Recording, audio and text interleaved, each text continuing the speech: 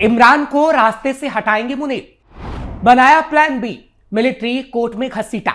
इमरान खान का हाल सभी पूर्व प्रधानमंत्रियों की तरह होगा, क्योंकि मुनीर ने इमरान के लिए जो प्लान बी तैयार किया है उसमें इमरान का काम तमाम होगा और इतिहास के पन्नों से भी नाम गायब होगा। आखिर ये सब मुनीर कैसे करेंगे? आज इसका कच्चा चिट्ठा हम खोलेंगे, क्योंकि पहले इमरान को अपने परिवार से मिलने नहीं दिया गया, फिर इमरान के मरने की अफवाह फैलाई गई, लेकिन वो सब मुनीर का स्टंट था। लेकिन प्लान बी में इमरान के काम तमाम की पूरी तैयारी कर ली गई है। कैपिटल टीवी की इस स्पेशल स्टोरी में इसकी एक एक डिटेल हम आपको देंगे। नमस्कार, मैं हूं आपके साथ हर्ष भारद्वाज। हाल ही में पाकिस्तान की खुफिया एजेंसी ISI के पूर्व चीफ फैज हमीद को मिलिट्री कोर्ट ने 14 साल की सजा सुनाई। इस फैसले को पाक आर्मी चीफ आसिम मुनीर की सफलता की तरह देखा जा रहा है, क्योंकि फैज पूर्व प्रधानमंत्री इमरान खान के करीबी हैं। ऐसे में आसिम मुनीर समर्थकों ने इसे रास्ते का एक कांटा हटने की तरह देखा है। हालांकि अभी भी मुनीर की राह का सबसे बड़ा कांटा इमरान खान ही है। जेल में बंद होने के बावजूद इमरान ने बार बार मुनीर के सामने मुश्किलें खड़ी की हैं। इमरान खान को लेकर आसिम मुनीर की नफरत किसी से छिपी नहीं है। ऐसे में माना जा रहा है कि फैज को सजा में कामयाबी के बाद मुनीर की कोशिश इमरान को मिलिट्री कोर्ट में लाने की होगी। खान पर राजद्रोह का मुकदमा चलाया जा सकता है। इमरान के खिलाफ मिलिट्री कोर्ट में केस। रिपोर्ट के मुताबिक नागरिक अदालत में कई मुकदमों का सामना कर रहे इमरान खान पर मिलिट्री कोर्ट में केस चल सकता है। रिपोर्ट में सूत्रों के हवाले से दावा किया गया है कि पाकिस्तान का कानून मंत्रालय मुकदमा तैयार करने का काम कर रहा है। 9 मई 2023 की हिंसा को आधार बनाते हुए इमरान खान पर राजद्रोह, सेना में बगावत भड़काने और सैन्य ठिकानों पर हमले की साजिश रचने के मामले में मिलिट्री कोर्ट में यह पूरा मामला होगा, यानी मामला देशद्रोह का चलेगा। इमरान खान की पार्टी PTI पहले से ही ये डर सता रही है। इमरान खान की पार्टी को पहले से ही ये डर सता रहा था, जो अब सच्चाई में तब्दील होता हुआ नजर आ रहा है कि कैसे उनके नेता को मिलिट्री कोर्ट में घसीटने की साजिश हो रही है। खान पर राजद्रोह का केस। आसिम मुनीर और शहबाज शरीफ की सरकार पूर्व प्रधानमंत्री इमरान खान पर मिलिट्री कोर्ट में राजद्रोह का मुकदमा चलाने में कामयाब होती दिख रही है, जो पाकिस्तान की राजनीति में बड़ी उथल पुथल लेकर आएगा।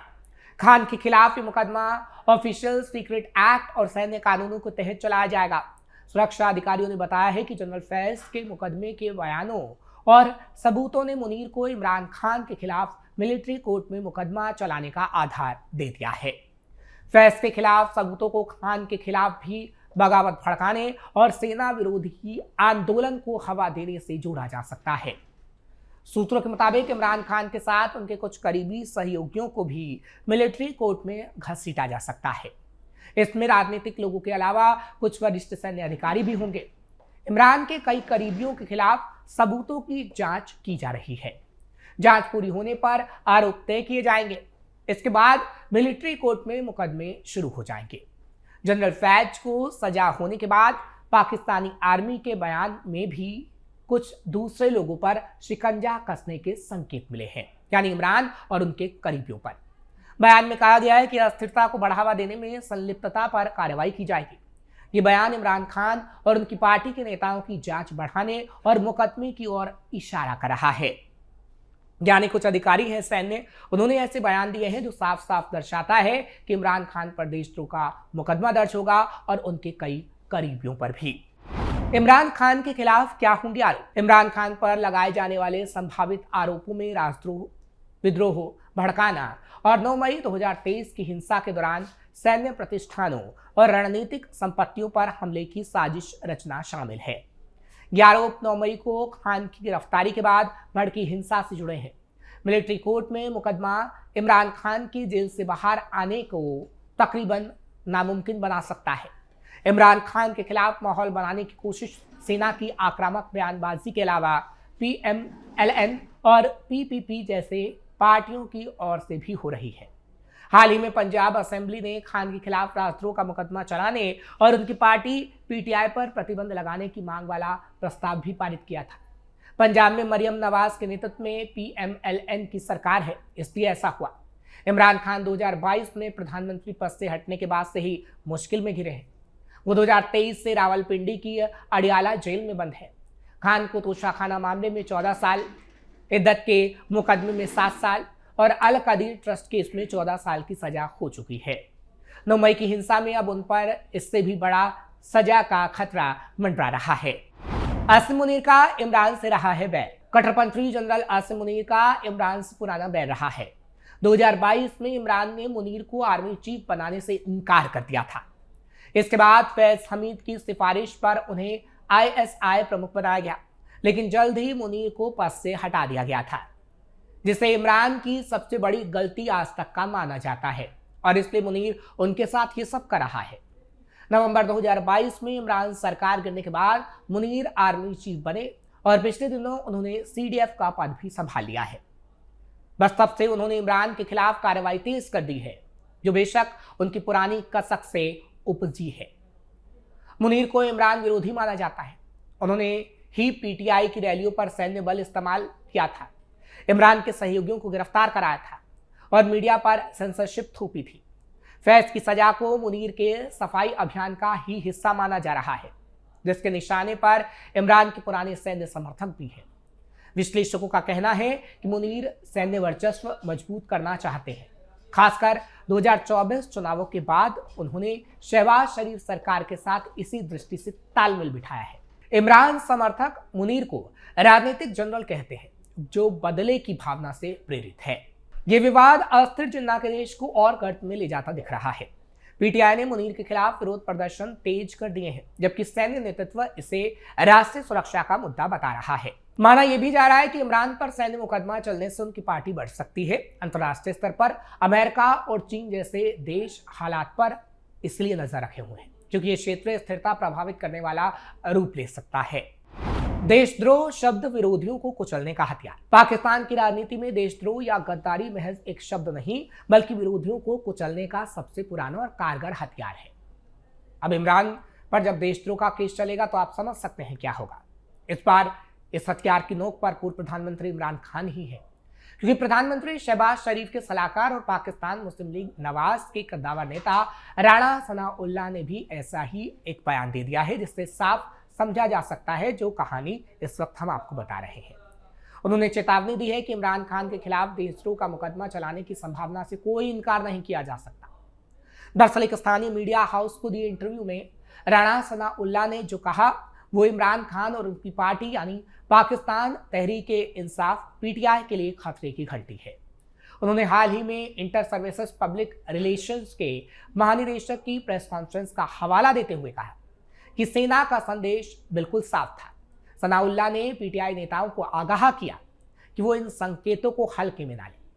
उन्होंने कहा इमरान खान के बयानों का लहजा और असलियत बता रही है कि हालात बहुत गंभीर है। उनके खिलाफ देशद्रोह का केस चलाने का दरवाजा अभी बंद नहीं हुआ है। यानी इन्होंने भी PTI को पूरी चेतावनी दी और असलियत बताई। हालांकि ये कहा जा रहा है कि इमरान खान का मामला पाकिस्तान के पिछले प्रधानमंत्रियों से थोड़ा अलग इसलिए है और पेचीदा इसलिए है क्योंकि उन पर सिर्फ संवैधानिक उल्लंघन का आरोप नहीं है, बल्कि एक ऐसे नैरेटिव वॉरफेयर का भी आरोप है जिससे वहां का सुरक्षा प्रतिष्ठान राष्ट्रीय सुरक्षा के लिए सीधा खतरा मानता है।